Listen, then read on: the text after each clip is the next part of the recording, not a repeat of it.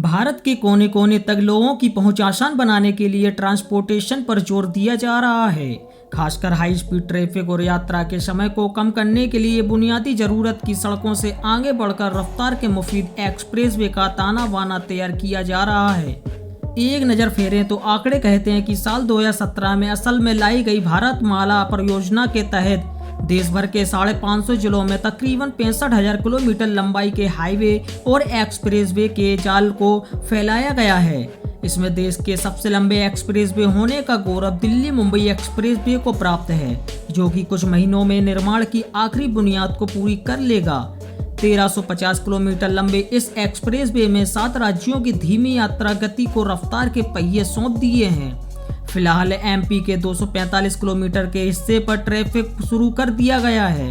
भारत से लेकर विदेशों में अपने नाम का डंका बजाने वाले दिल्ली मुंबई एक्सप्रेसवे के बाद एक और 1271 किलोमीटर के निर्माणाधीन एक्सप्रेसवे ने सभी का ध्यान आकर्षित किया है। दावा है कि ये भारत का दूसरा सबसे लंबा एक्सप्रेसवे होगा, जिस पर 120 किलोमीटर प्रति घंटे की रफ्तार से आप मंजिल तक दौड़ लगा सकेंगे।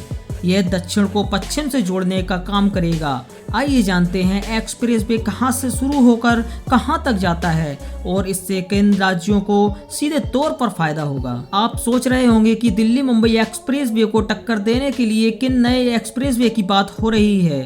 तो ये एक्सप्रेसवे दक्षिण भारत के चेन्नई शहर से गुजरात के सूरत के बीच बन रहा है। सूरत चेन्नई एक्सप्रेसवे देश का दूसरा सबसे लंबा एक्सप्रेसवे मार्ग है। इसकी लंबाई 1271 किलोमीटर है, जबकि 7 राज्यों से गुजरने वाला 8 लेन दिल्ली मुंबई एक्सप्रेसवे की लंबाई 1350 किलोमीटर है। सूरत चेन्नई एक्सप्रेसवे चेन्नई और सूरत के साथ 6 राज्यों के कई शहरों को आपस में कनेक्ट करेगा। इससे वेस्टर्न घाट के रास्ते लोग सफर को तय करेंगे। इसके निर्माण से यात्रा का समय घटकर आधा रह जाएगा। और ऐसे ही नई अपडेट के बारे में जानने के लिए हमारे चैनल को सब्सक्राइब करें और ज्यादा से ज्यादा शेयर करें।